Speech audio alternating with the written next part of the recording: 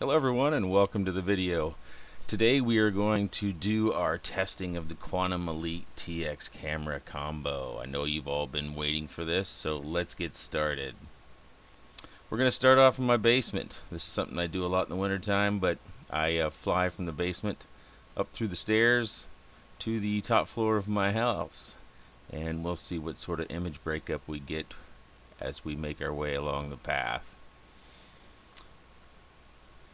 I'm being very deliberate, not trying to wreck while I do this video, so I carefully climb the stairs. And we can see a little bit of breakup in the picture there, but nothing too bad. Now we're clear at the top, and we're going to turn left into our bedroom here. Pretty good so far. Image is pretty clear. We get a breakup here and there, but not too bad. Pretty happy with that. Works out just as well as my 200 megawatts.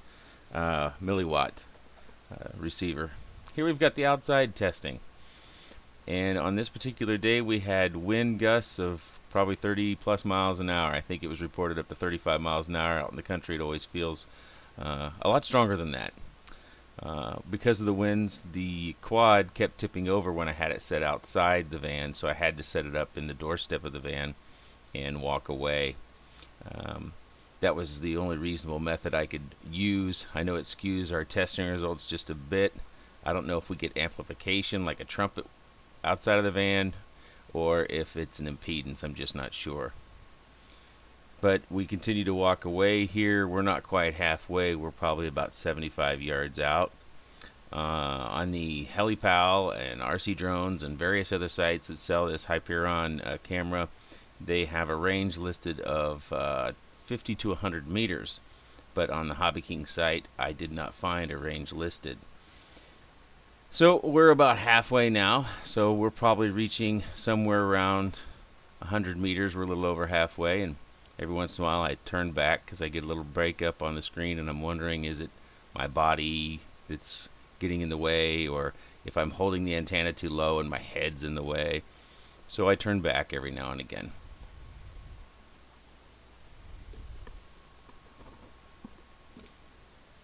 We see some breakup coming and going. It's not terrible. It's definitely flyable like this.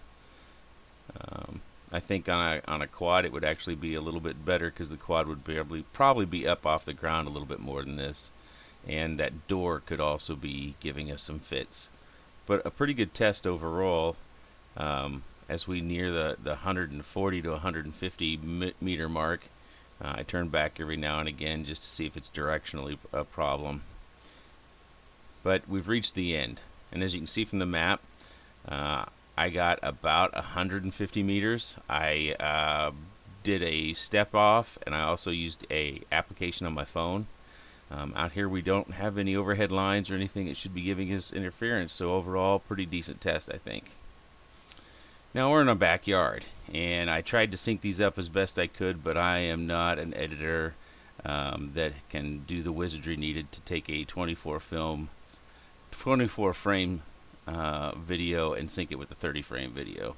But what I do here is I pause it right where we see the breakup the worst, and then we continue on. On the left is my gnarly backpack, which is 200 milliwatt, and I get hung up in the branches, but we are able to pass it. It is passable. It's probably not flying conditions, but it is passable.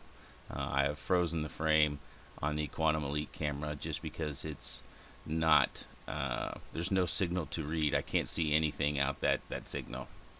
We continue to make our way around the house. The house is composed of traditional materials, plus it's got some brick on it as well.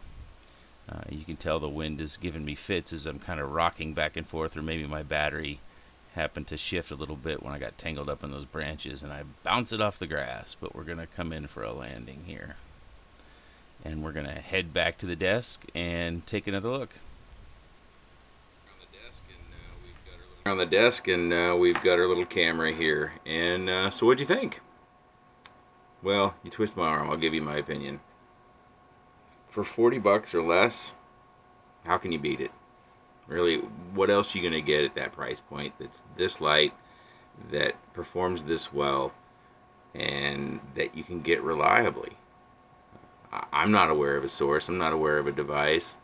These, what appear to be these very same cameras, sell from other retailers from anywhere from, what is it, $59 to $100. So you're getting this at least $40, if not down around 32. I think if you work hard at it, you can get one for 32.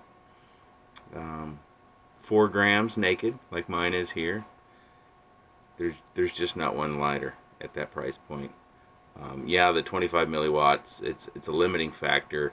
We still got a line of sight of almost 150 meters, approximately 144. That's pretty good. I don't have a problem with that. Yeah, the test around the backside of the house wasn't great. It dropped out and never came back. The 200 milliwatt was able to see enough through it that you could fly, but I don't know about you, but I wouldn't have flown through that normally. If I'd saw that sort of breakup, I'd have turned around and went back around. So for the money, I'm probably, like I said previously, I'm probably going to buy 1 or 2 more of these. One to keep on the shelf, one to put on the quad I'm going to build soon, and go from there. I don't see any reason why I would try anything else. Benedict over at Micromotor Warehouse, he has got a camera that he likes a lot. He's getting the manufacturer to make some modifications soon. He's going to be selling them through his shop, and I think he might be coming in around that $40 mark as well, or it might be $60. So we'll see.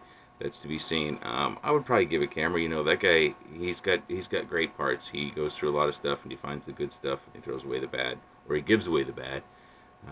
So he's got a very reputable business. But this, I'm going to stick with. I like it a lot. You can see mine's kind of dirty. It's been through some crashes already.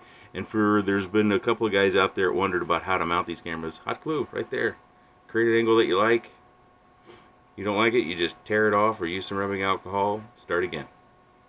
It's great. It doesn't cost you a dime. Well, it might cost you a penny or something for a glue stick.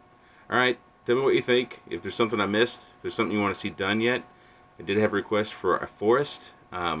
Unfortunately, we don't really have forests here. We have farmland. As you see on the map picture, there are some trees, but usually when there's trees, they're so dense, you're probably not going to be flying through them. And the branches are really low. It's not like in a lot of places where the branches start growing up at 8 or 12 feet. They actually start growing about 3 foot off the ground and they just kill the grass underneath it. But anyways, if there's a test that I can do that you'd like to see done, I would sure to give it my best shot to try. If you have a methodology I should try, let me know. I don't claim to be perfect, but I try to give you guys a pretty good idea of what you're getting for your money and what you can expect when you use it. Leave your comments and questions in the section below. If you enjoyed this video or found it informative, please give it a thumbs up and subscribe for more videos.